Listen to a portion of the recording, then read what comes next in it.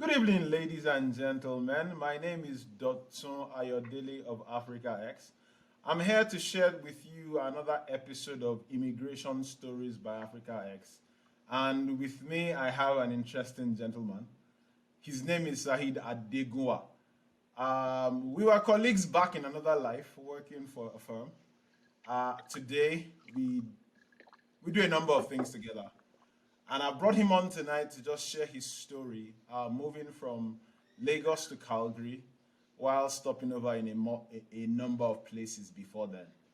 So, without wasting any more time, I'd like you to welcome with me Saheed Adegunwa. Hi, Saheed. How you doing? Thank you, Dotun, for inviting me for this program. I appreciate that. Yes, you and I have been talking that we're going to do this for quite some time, but Yep. work has not allowed me to do this. But yeah, thank you. My name is Saeed Adegunwa, just like you said. Thank you for bringing me here. Okay. Hi, everyone. Hi. Thank you for tuning in to listen to my story. For those of us, those of our audience that do not know you, do you want to just tell us a bit about yourself? What's your backstory? Everything before Canada, whatever it is you're comfortable sharing, just Okay. tell us a bit. Okay. Hmm. So before Canada, I got into Canada first things first, January 2018, which is Oh, you roughly, came your uh, winter. yeah, which is roughly 2 years and 2 years and maybe roughly like 4 months ago. Yeah. Um, but before then, I spent the bulk of my life working at PwC for several years, for over a decade, in consulting, and be thinking about it right now, it was kind of an interesting story that brought me here. I honestly did not even see myself moving to Canada. Honestly, it might sound somehow. I think I give credit to my wife and an old friend of mine who is not here anymore. But basically, when I look at it, um, I'm into technology consulting from PricewaterhouseCoopers.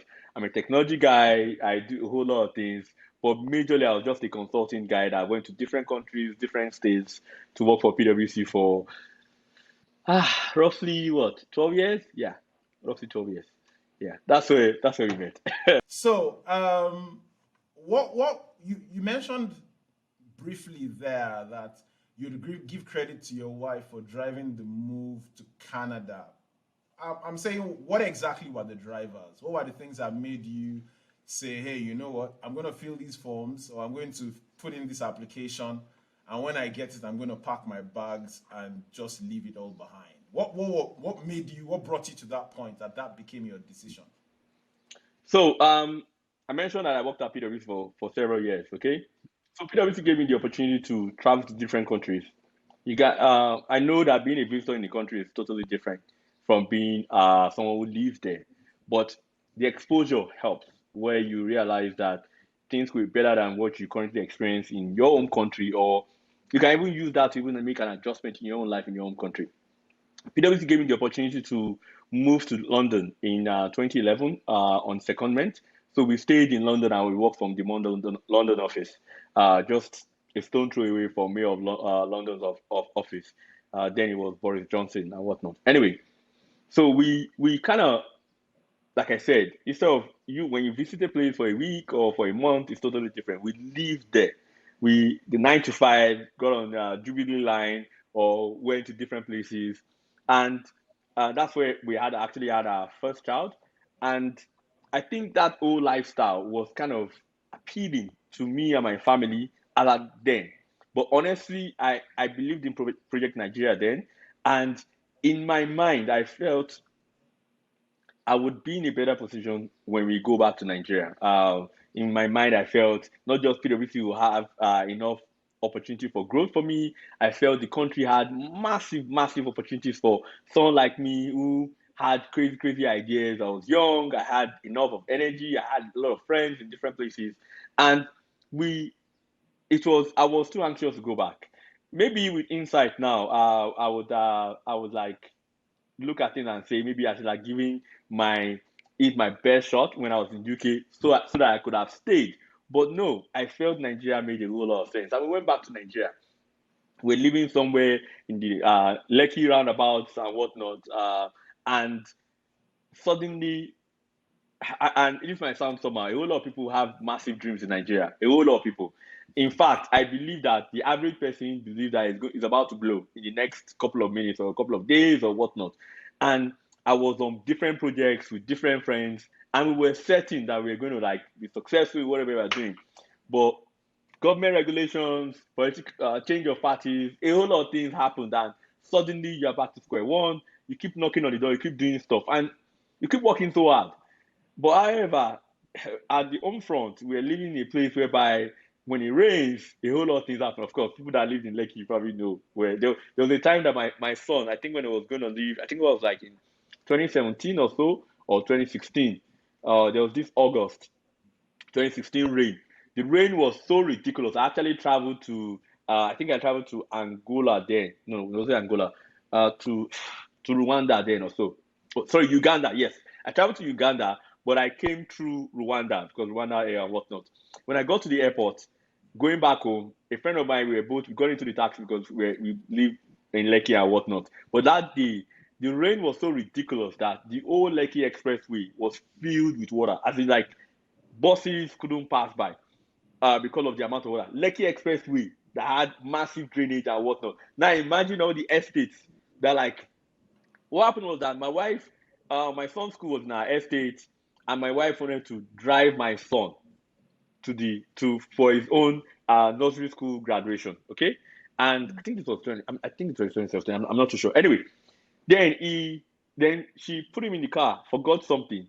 On her way, like from the car, she was trying to jump on things that will not allow her to get into the pool of water in her compound. She fell down into the water.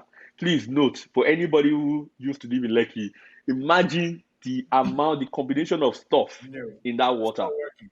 No, Yeah, she it's fixed not working. herself I'm not imagining it, and man. she fixed herself and got into the car and reversed out of the compound. Now, guess what? Now, of course, when you're reversing in water, what happens? Water keeps entering. Okay. Anyway, she first she didn't know that the graduation had been cancelled, and by the time she finally Whoa. made it there, then on her way back home, I'm talking about to like 5 minutes. You could practically walk from my house to the school, but because of the rain, she decided to drive. And coming back, the car just went off. Okay, Right. the taxi that was bringing me got to Lekki Phase One and said, "I'm not going anymore." Luckily for me, I had a friend of mine who lives at Lekki Phase One. He drives a G wagon. I'm sure, massive car, right? I got into that G wagon, put my stuff in it, and this was after spending like almost an hour between VI and Lekki Phase One. And I drove home in that G wagon. Guess what? The water was so high that the water got to the bonnet of that G wagon. I hope Tunji is not listening to this, but I suspect it was that drive that messed up the AC of that car. But that's another story entirely. Anyway, my point is, you just keep going through one thing or the other from, like I said, from flood to the fact that there's mosquitoes everywhere, to the fact that there's no light, to the fact that you have like inverters and somebody is trying to make money off you on the batteries they're buying, or making money on the generator they're buying, or fuel scarcity and whatnot. Then a friend of ours just mentioned one day, boom, he's moving to Canada. This was like in 2016. Boom, he's moving to Canada. Okay. Then my friend, like I said, Kelechi, may God, may he may he continue to rest in peace. We were like, this Nigerian project is not working. No, are you sure that we'll not join these people? At least when things get better, you can come back home and whatnot, You know. or at least secure your family. And Mm. sadly, it's dead now. But and the application started on our own side. I wrote the IELTS first. I was like, okay, so how are we going to do this? Looked at the combination of scores, told my wife to also do the same, and then gradually started applying. And then you now realize the huge community of people that are on that bus. And and I don't know why. I know a lot of people have moved, but I think the express entry did not really start like in full force until 2017, 2016, 2017. So the score started coming down. And I'm sorry, I don't know how much time we have, but I cannot even tell you our experience during the process itself. Oh, am I allowed to continue to share that? During the process itself, Go ahead. the score started going down because a whole lot of people were in the pool and whatnot. And somehow I'm one of the very few people, because of age, because of qualification and a whole lot of things. I got into Canada with the one of the lowest possible scores ever. So the least it has gone to is I think 430. I had 418. In fact, my plan was that we were going to probably go and write an English test again or whatever. So I will probably get 9 over 9, so that we can increase our score. But guess what? A friend of mine, Fola, nice guy, he's at Edmonton now. The guy said, a colleague, he said, Said, why not just wait maybe like 1 week to check if the score comes down? Because it was already maybe 420 or 425 or something the week before. And boom, it was 415. 415. I had 90 days to apply. I had ITA, and we started running. Please, like I said, Nigeria is a very, very funny country. It's as if the moment the system realizes that you're going to get away, the system will say, no way, you're not going anywhere, my boy. Anyway, You're so not guess getting what? away from me. I'm holding You're on not to getting you, away. man. So, yeah, like, you're not going to leave this country. So the next thing was that we now, so we had our passports. We had to go and do medicals, okay? And when we go to the medical center, surprisingly, it was the same hospital, Children's Place, that we use at Ikoyi, that they're also doing the old stuff. And we got there, they said they cannot do my first one. So I have two boys, by the way. One is 9 and one is like 6.5, depending on how many months you count. If I want to make this really, really, really, really, really messed up for people, I could say, my son, my son is about 78 months.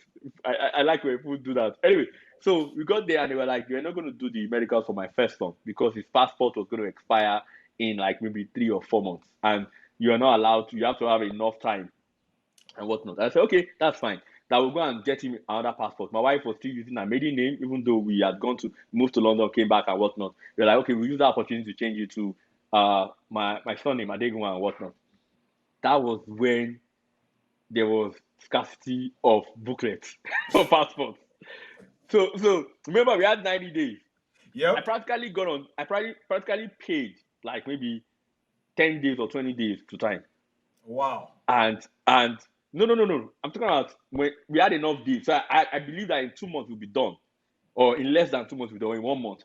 I got a connect that I felt that was the best connect. And the guy told me straight up that he has no power to do anything. I said like, I was begging that we need to get this done, blah blah blah, and whatnot.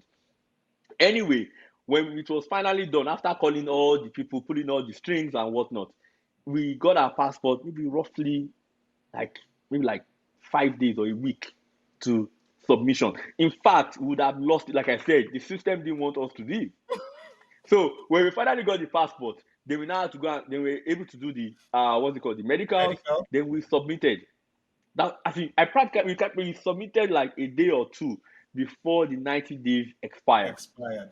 Wow. Yes, it's that that crazy. I was like, you guys, abba. So it's kind of funny, and that was I think we submitted like in August 2017, okay, and that was done, and it was just like okay, you're now waiting. So then you start joining WhatsApp groups who are giving you updates, if there's anything wrong and whatnot. Like I said, a whole lot of people practically pulled strings to ensure that come, this guy wants to go, let him just go. Anyway, but you know what's funny? When we finally got that, oh yes, PR has landed. This was like maybe like beginning of December. I recall when I got that email. Of course, it was probably practically it's not the happiest day, one of the happiest days because like I don't want anybody to say my wedding day was one of the happiest days. When I gave birth to my son, You have what to say right now. Actually, when I gave birth to my first son, believe me, it's a life-changing moment. Every father that I know, especially if you're in the hospital and whatnot, it's something else. So, but on this particular day, I felt a huge relief because I was like, finally, it's like you've been in jail for so long, and suddenly your file is up, and there's a possibility that the judge will let you go. So I was like, God damn it! I've not been to prison before, by the way. But I was like, damn, that I couldn't believe it. Now, of course, PwC was fantastic. Believe me, PwC, people that know me at PwC, believe me, PwC was very, very interesting for me. It probably made me even leave after a while. But the fact is, because the environment was perfect for my kind of person. Anyway, I was in Abuja, I was with my boss, and we sat down and we were talking, and I told my boss, and we were like, the conversation, I can't really tell you the way the whole conversation was going to be unfair. But basically, when I broke it down to my boss, I said, I don't think I'll be here for that long. I intend to probably move out of the country. I couldn't get myself to tell my boss that I was going to move for a long time. I just said I want to settle my family abroad and probably come back home. Maybe think about a month or two, then that kind of stuff. Then decide what next. Yeah, that's what I said. At this moment in time, I'd already submitted all our passports, sent it to Accra for to be stamped for passport stamping. Okay, normally it takes about 3 weeks, but because it was Christmas, it probably took about maybe 6 weeks. But in between the 6 weeks, Nigeria, God, generator blew, boah. Driver was driving my car and electric tire puncture. Boah, you have to buy. Suddenly, it's like you cannot just go like that. So I had to, in terms of the inverter overnight, that I have to change the battery. I said, no. I'm not going to do this. I'm not going to play this game with you anymore, Nigeria. I'm not going to start spending money that I need in Canada, in Nigeria. No, Not absolutely happening. no way. Not Not happening. happening. So luckily for me, luckily for me, it's I looked at the old stuff and then boom, we traveled. It's funny also. So a whole lot of people when they get PR, they wait, they take their time, they say they are saving, uh, they want to like make enough money before they leave, or they want to land during what's it called? Somebody said that EFCC was looking for me. That's why we packed our bag. As in, I practically got my passport stamped or our passport stamped, and we traveled in about a week after. I'm serious, a week or two after. And Wow. why? I was like, when my wife and my wife, God bless her, when we talk at times, so I'm usually the one that is very fast. She's the one that will just take her time that let's reason. So there's a balance because at times some decisions we made like on the spot, while some decision needs to be reasoned. But we try to complement ourselves. And those people that know my wife know that come, you guys are two different people, but we kind of complement each other. Anyway, so we started out, we're like, if we sit down in this Nigeria and start saving money, believe me, people have been saving money for the past 1 year. The money never completes. You get there will be something. I think there will be some car, Let's whatever. just let's See, guys, just our car, we sold our car till today. The person that bought our car has not finished paying for it. 3 years, 4 months, till today. You wow. get so you always think that we're like, do you know what? Even if it's cold, luckily for us, NIO, fantastic guy. Yes, you're probably watching this, but fantastic guy. Sorted out our accommodation. We landed in his place, and he was able to rent a flat in his building and all that kind of stuff. But in other country, you're like you have somebody there now that they are not in ice cubes. So what's the worst thing that could possibly happen? Okay, you're like just get it over with and just join the queue now. You're going to be looking for a job. So if you like, join in January, if you like, join in August. Some might tell you that maybe you should. If I look at it now, I might say join before busy season or whatnot. But I don't know because Mm, settling down is work itself. working So itself. so we're like, you know what? I'm not going to pay another rent. I'm not going to incur another cost. Uh, if I can leave, luckily for me, I had enough leave days and whatnot that I could play with. Even though I needed to give my office 3 months notice, I could play with a whole lot of months because of I had enough backlog of what's it called, and boom, and we are here, 3 years, 4 months after. I appreciate the thing that you highlighted. The fact that sometimes it's like you're not going anywhere or you're not going to go easy, and it feels like everything is just blowing up on you on the last minute, right? I It think believe me, I can appreciate that. the last few days before I left Nigeria, I did not sleep. One, of course, I was thinking, what is on the other side? Two, I Mm, was thinking that this system doesn't want to leave me alone. Then, of course, parking. Parking, it was ridiculous. But yeah, packing. thankfully, I had, like I said, very, very good friends. But I even had like a send forth the night before I traveled. I left Nigeria, and immediately I was done. I was still parking in the middle of the night because the first thing that morning we were going out of You the are country. out. But yeah, it was nice. Yeah, it was nice. Wow, nice, Looking back nice. now, it's an interesting Ha- experience. ha- Yeah. happy to hear this. Now, for you, what was day one in Canada like? Okay, so first things first. Never been to Canada before, so I'm not going to pretend as if I knew what I was expecting. Never Mm. thought it would be minus 30 something because like or minus 20 something. Okay, you know that Canada is Yes, you cold, arrived in but January. You mentioned that a while ago. Yes. yeah, I arrived end of January, and from Toronto we another flight to Calgary. When we got to Calgary airspace or close to the airport, everywhere was white. White, as in I'm talking about when I say salt white, ice White, white, white. nothing else. And Beautiful maybe I don't white. know, maybe the route, but we were not even close to the city, so it was just like white, no buildings, nothing. When we went, and it was suddenly cold, but we were probably dressed for the occasion. Okay, Toronto was not because we were at the airport anyway. But when we came out, luckily for us, we were still connected, so we didn't really feel much cold. Now, it was when we got our bags, and I said, okay, guys, wait for me. Let me get a taxi, because I was going to get a bus taxi and whatnot. It didn't make sense for anybody to come and pick me up, because I think we had like 10 bags. Yes, Oh, okay. You came like 10 ready. luggages and whatnot. Yeah, and three hand luggages, two backpacks. As in, we moved the whole village. We're like, we're coming, we're coming. Anyway, then we got into the what's it called? Sadly, we are not sharing pictures here. But we got into the bus, one of those taxis at Calgary Airport, and we moved. We and my friend's place was at downtown, downtown, so we moved there. Stepping out, I think when you are still there's still this buzz in terms of new place, new home, happy this, happy that. There was enough energy rushing through us. Or maybe that day wasn't just a cold day. Maybe it was just one of those -5 degrees cold and that kind of stuff. And Calgary weather, to me, now I know better, even though it's -5, it's not as cold as it seems, unless it feels like it's really, really crazy. And like I said, we had already bought a whole lot of jackets and what. So by the time NIL came out to meet us, he had a whole lot of things for us to use to cover ourselves. And the kids just went inside, and I started doing the packing and whatnot. They got in, no, you're like I said, you're excited. You look at everything, like, this is my new home. This is my new home, that kind of stuff. And that was it. And as usual, it was just like, you know what? And of course, I'm not sure if anyone does that anymore, but at least some people might still do that. If you have any new person, you just sit down with that person. How was your trip? Okay, this is what we're going to do tomorrow, that kind of stuff. So it was really, I think it was, yeah, it was like a weekend. So we didn't need to do anything the next day. It was just like, Yeah. you know what? The only thing we are going to do is that we just go to call more to go and get what's it called?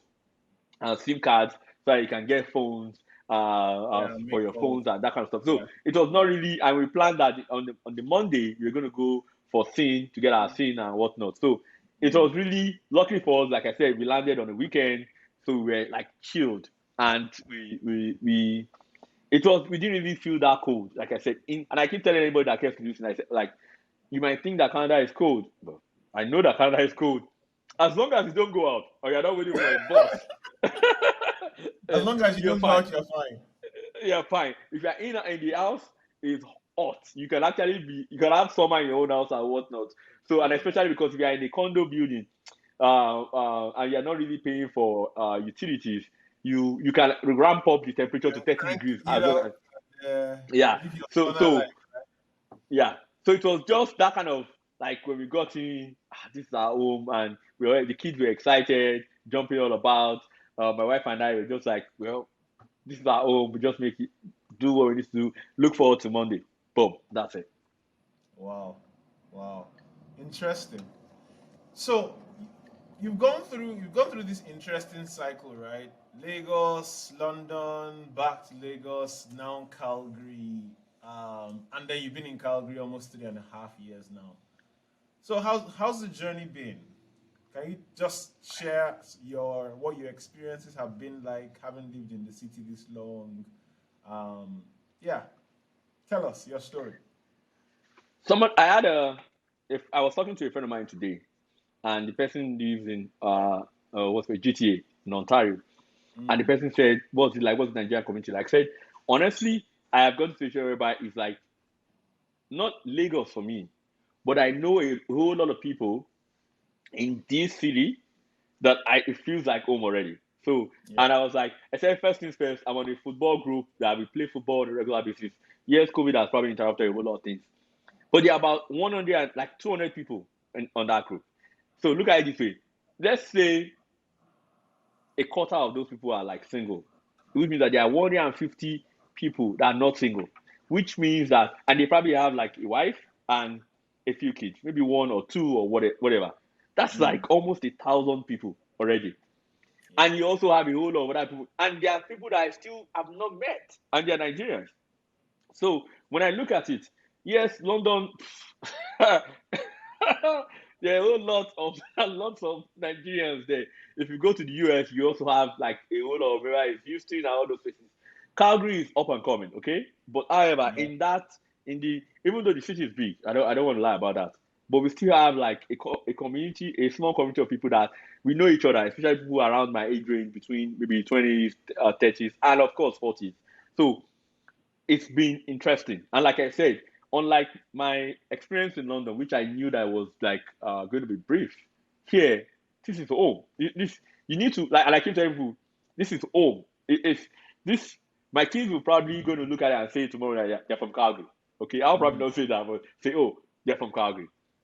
And so I've tried with my family to make the best out of it. I keep telling everybody that cares to listen. This is home. There's yes, you might think that you go back to Nigeria or whatnot, but there's some things that suddenly it's just initially I can practically remember like when I landed here, and it's been 3 years. And I'm sure in the next Yeah. 3 years, I'll probably look at this day and say I was having a chat with Dotun and blah blah blah, that kind of stuff. But my point is, Yeah. this is home. We've got to make the best out of it. Whether they like it or not, we'll change jobs, we'll get fired, hired, and contracted and whatnot. We'll start businesses, we'll fail at it, we'll start business again, we'll be successful at it. We'll buy houses, we'll buy cars, we'll ride bicycles, we'll run, we'll play tennis, we'll play football. This is home. And it's going to continue to be like that because more people are still going to come. So it's been interesting. Yes, London was fun, but I love home. Now, that sentiment you just expressed now is unique. And the reason why I'm saying that is I've not had anybody on this show. You know, everybody's quick to talk about the cold, everybody's quick to talk about the weather, everybody's quick to talk about their jobs and the challenges they faced finding those jobs. Everybody's quick to talk about the what the change in location does to their family dynamic. But Saeed, this is unique. You're the first person coming on this show and saying this is home.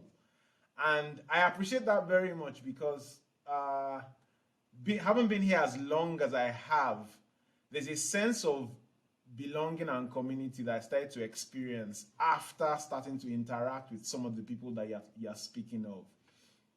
Now, in which it's not just about the fact that, you know, there is a community of Nigerians, but there's a community of Nigerians that is integrating itself into the city of Calgary. So we're not trying to say, hey, we want to sit on the fringes and do our thing. No, we are part of the community. We are a contributing, living, breathing, producing part of the community. And we want to be known and be seen. So we are banding together, and then from within, we are showing ourselves. So thank you for expressing that. That for me, that's massive because that just tells me that this is it. As far as you're concerned, if you're going anywhere else, this is a base from which to operate. And that's a very strong positive sentiment, right? Now, without taking away from the positive or the negative experiences that you've had, if assuming I'm in Lagos and I just got my ITA, or no, I'm actually just filling my EE and I got what number? What did they get now? 470 something Probably like four. I don't know, something or like that. 490 Yeah, something. I know they've not done it recently because of this whole COVID and whatnot. But yeah, Yeah. But I'm in that process. I'm about to put in my documentation. What would you be telling me so in terms of what to know, in terms of whether I should or not, in terms of whatever information that you consider important? What would you be so telling me? so there are a couple of my friends are on this table. Okay, a few of them have tried to get me to convince them. I'm not going to convince anybody to come to Canada. I can't. If you, and I'll tell you why. You need to feel you need to leave Nigeria because the moment you come to Canada, I've shied away from talking about my lows, and I don't know if you will get there or the downside of being in Canada. Okay, Mm. But if it's about that, then let's talk about downside of being in Nigeria too. That's also huge. But Yep. those experiences, whether it's good or bad, they've practically, these are the experiences that have made us who we are. Yep. So if you feel Nigeria is fantastic and you don't want to leave Nigeria, that's fine. People have said they will not leave until they get a job in Canada. And a couple of people know me that I could be very, very sarcastic. I just said that there are so many people, we are here in Canada, we in Canada here, we never find job finish. It's you in Nigeria that you want to get the jobs, that stay in your Nigeria. Where, as you get the jobs there, we are not coming to come and struggle for jobs with you in Nigeria. But if anybody, there are some of my friends that they know they want to come over and they just want to know that, okay, what should I expect? And I tell them, I say, first things first, life is not going to be easy. Like everything in life, things will be tough. It's going to, please note that because of the change of environment, it's going to affect you physically, it's going to affect you psychologically. Okay, it's going to affect your marriage if you're married, because it's a new environment. Yep. There's some things that just different. There's a new culture. You'll be shocked. And one of my friends, Larry, the guy said, Saeed, the way you used to think in 2018 is totally different the way you think now in 2021. Yep. And it's very That's simple because that's real. it, That is real. yeah, that, I'm not telling you to tell me that that's real. I know. Okay, that's true. Thank you very much. But basically, when you look, and because of the new knowledge you now have, you just realize that when you look at, it's like women's rights, for instance, okay, or children's rights, for instance. There are some things that are totally different in Nigeria. With a good smack will reset anything that you do. But now we are smarter now because we realize that no, it doesn't work that way. I'm not saying that the people do stuff like it's like a jungle in Nigeria, but our culture is what has made us do whatever we do. Okay, our culture, our environment, and that kind of stuff. And I tell people, they're like, but like, what about the code? I'm like, well, maybe I'm not fresh in this video. Maybe I'm not. But the fact is, the code helps with your freshness. So it's not as bad as you think. It's not as if we are walking on the road and we are like in ice. And I keep telling people this. I said, look at it this way. Of course, COVID has changed things. Many of us work from home now. But when we were all working from the office, I used to park underground, okay, at home. When I was living in a condo, in a house now, I park in my garage. At work, I used to park where? Underground too. So, and Yep. my car, of course, Canadian cars have all the, from remote start, whereby you can start eating your car before you even get in, to your heated seat, heated steering, and whatnot. So, I recall January 2020, it was like minus 30 something degrees. My wife and I, because we used to work in the same place then, we would drive like 30 minutes to work in that minus 30 something degrees. And like I said, we will get to work, do the job we needed to do, and come back. And I'm like, so how do we do it? And I even told them that even the kids are expected to play in the snow until it's about minus 20 degrees. They play outside. Yep. That they are the It's clothes, the required. jackets. Yeah, the exact required. The jackets, the thermal. If I don't wear thermal anymore, when I just go there, I used to wear thermal, but I don't wear thermal anymore. I just wear my jacket and I'm fine. And you have your winter boots and whatnot. And for my kids, they have their snow pants and whatnot. So the good news is that unlike our country, Nigeria, whereby the society does not come up with innovative solutions to solve unique pressing issues like electricity and coal. These guys have done that. The cold, the temperature is not the issue. Of course, in a new environment, when it comes to work, there's a different way you're going to do your interviews. There's a different way you're going to set up your resume. The most important thing is keep the relationships that probably you used to know in Nigeria that are now here, and also be ready to develop new ones because they are the ones that will help you probably get a job because there's something called reference again. Whether you call it man no man in Nigeria, but somebody would can reference you. Practically, I've done like 3 jobs now since I've been here, and 2 of them have been referenced. What's it called? After a while, like I said, you need to learn fast. You need to understand that yes, you can fail, but there's nothing wrong with failing. You also need to understand that as you are also struggling to adapt, your wife is struggling to adapt. Yeah. So if two people are struggling to adapt, then suddenly it might create friction. Please don't forget, your kids are human. They are also struggling to adapt. For God's sake, I was called from my my son's school called me that my son was plucking leaves on the field. And I was like, okay, what's wrong with plucking leaves? And they were like, if all the students pluck the leaves from the flowers in the school, that there will be no leaves on all the plants in the school. Yes, you might think that that's ridiculous, but why are you Valid plucking point. leaves? Why not just let the grow? It's like something as easy as simple as when it snows, everybody by the next morning grab their snow shovel and start shoveling in front of their own house. So you now say, but if I'm tired, I don't have to shovel my snow. I can do it 2 days, 3 days after and whatnot. But why won't you shovel the snow in front of your house? Do you know that you have a duty of care for anyone that comes to your house, and so that the person will not fall and injure themselves? So little things like that everybody in Nigeria like, now my house, I don't have to do this. I'll do it whenever I feel like. Okay? Or the fact that you are cooking one soup that you need to like bleach the oil and there's smoke everywhere, or whatnot. Or the fact that or the fact that you're washing your car and there's soap everywhere. Why not just go to the car wash and whatnot? Yeah, you're going to pay money for it, but you don't want to put detergent or soap into the general drainage that is recycled as drinking water and whatnot water.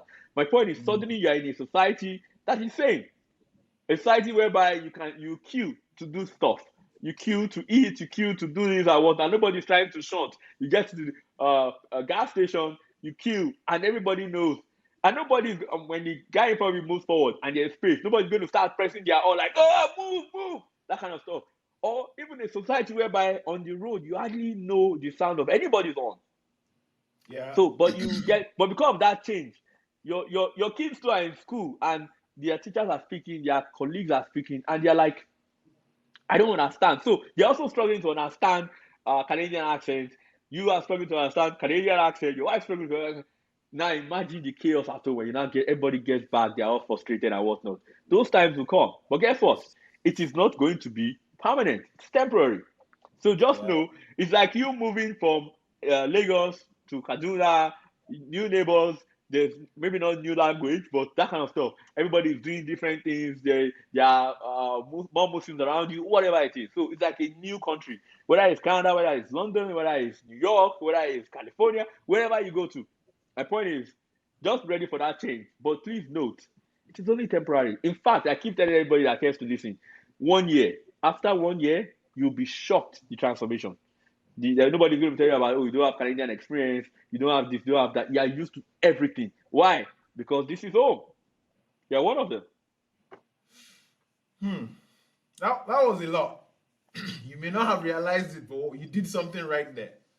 So you've talked about the community earlier. You've talked about networking.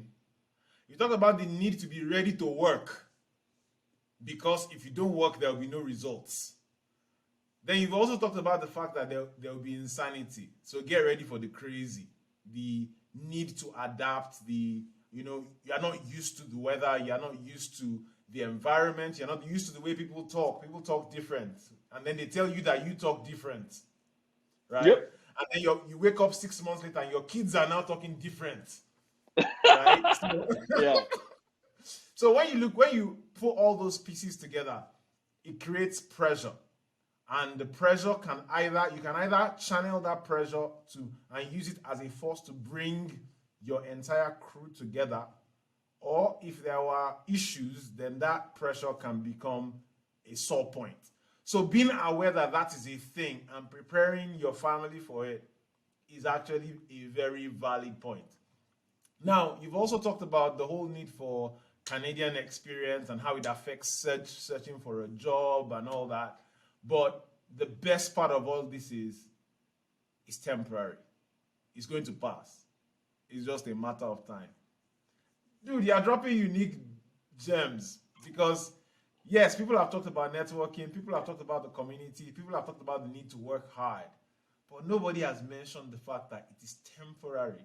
Even though we all know it's temporary, but nobody That's has right. mentioned it. So thanks for highlighting the fact that this is temporary. The pain is temporary, the struggle is temporary. It will come, it will pass. If you put in the work. Right. You just have to know that this is home. Don't think of it as a backup plan that if it doesn't work out, I'm going back to Lagos. This This is is home. oh, This is put home. all what you need to put into it, and Yeah. it will be fun. It will be fun. And of course, Dotun, since we've met, a whole lot of things have changed because, like I said, maybe there's been massive influx of people now in Calgary, but we have a whole lot of people, different Yeah. kinds of people from the Yeah. food, and of course, maybe this generation of immigrants are also different. Maybe that's why. So, but we just need to be positive about our stuff and continue to do stuff. I agree with you 100%. So in closing this out, give me one thing that you want any new immigrant watching this to take away. Just one. One thing. Welcome to Canada. We cannot wait for you to join us. Because this is home, right? I mean, believe me, I want us to come here and like I try not to sell Canada to anybody because I don't want someone to say, "Oh, Saeed, it's because of you that I came here." You came here because of yourself. But however, the more people that come here, the more the probability of us being successful, and the more successful that we have, the more people they can pull up, so that we Yep. can be more successful. So imagine if you only had 10 Nigerians here out of a million Yep. people in Calgary. A whole lot of people are not going to be used to Nigerians. But imagine if we have 100,000 Nigerians here, then you know that 1 in 10 people are Nigerians. So suddenly they know your accent. They won't say your accent is different because nobody's telling the Filipinos their accent is different, or the guy or the Chinese that the accent is different. Nobody's telling them that. But if you know if there are more Nigerians, they already you must be Nigerian, right? Boom. Oh, you like fufu, that kind of stuff. So suddenly, the more people that are here, and at the same time too, the more people that are here, we can also create our own. I'm not saying that we should be different from everybody else, but at the same time, there's nothing as good as if you have 10 people here, 10 people, probably let's say all things being equal, 3 out of every 10, 30% will be geniuses or be very, very good at what they do. But if you have 100,000 people, okay, if you have 30 people, that's 30,000 people, that's more successful people. People Yep. can actually say Nigerians are doing this and whatnot, which also means that we also have more people that can start their own businesses, build it up, hire people, hire other people, and not just Nigerians here. And we can also point out to the fact that say, oh, this company, oh, do you know, tell us in Canada, yes, a Nigerian is the CEO. The Indians have things like that. The Chinese people have things like that. So the more people that come here, bringing in fresh ideas, crazy ideas, and bold ideas, the more our community becomes recognizable, reckoned with, successful, and of course, help another person. And you're like, oh, if now I'm not even just looking for an average guy, a middle level manager guy that will just reference me. A CEO is now saying that, come, we're looking out for this and whatnot. And of course, you know about all the black movement here and there and whatnot. Maybe it will be African movement, maybe it will be Nigerian movement and whatnot. And we continue to be successful together. And who knows, it might spill over back to Nigeria. I'm not saying that people should come here only to be successful here so they can take back, but who knows? Because they're also successful here somehow, whether it's the amount of money you are sending back home, or maybe the business that we even set up here will have like subsidiaries in Nigeria. And before you Yeah. know it, you have like there's a sync between. I recall whatever when I was doing my one of my MBA classes, you have offices. Alberta actually has offices in different countries that practically manage business relationships between Alberta and those countries. So you have Yeah. like a chamber of commerce, maybe you get. So imagine if you have a Nigerian chamber of commerce that maybe or Alberta chamber of commerce in Nigeria in Lagos trying to do so.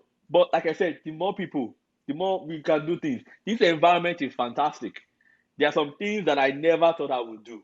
Believe me, there are things that maybe another day we'll talk about that. But there are things that I never thought I would do, ventures that I never thought I would get into. But with the right environment, the right support, I'm not thinking about if there will be light in my house or Jen is on or off anymore. I now have time and space to think about things that can move me to the next level and move my family and move my friends and move my interests. Or I'm just thinking about things that will just make me happy. That's all. So that to me is quite paramount. Happiness is very, very key for my family and I. I'm not saying I'm going to be the next Dan Gote. That's not my aspiration. I just want to be happy. I just want to be happy. And this environment has created that platform for me, and I'm happy about that. Gone to school or work, started businesses, met new people from different places, different backgrounds, I have friends from South America, friends from China, friends from India, and whatnot. And all of us, we are all here calling ourselves what? Calgarians, because this is home for everybody. So that's all for me. Bro, this is stuff, man. This is real deep stuff. I appreciate the candidness with which you've spoken and the honesty with which you've expressed your opinions. And I think I like that first sentiment that you expressed, and I think I would like to close this show with that. So, Saeed, thank you for helping me to realize, like I want all of our viewers to realize, that this is home. Thank you very much. Bye for now. Bye.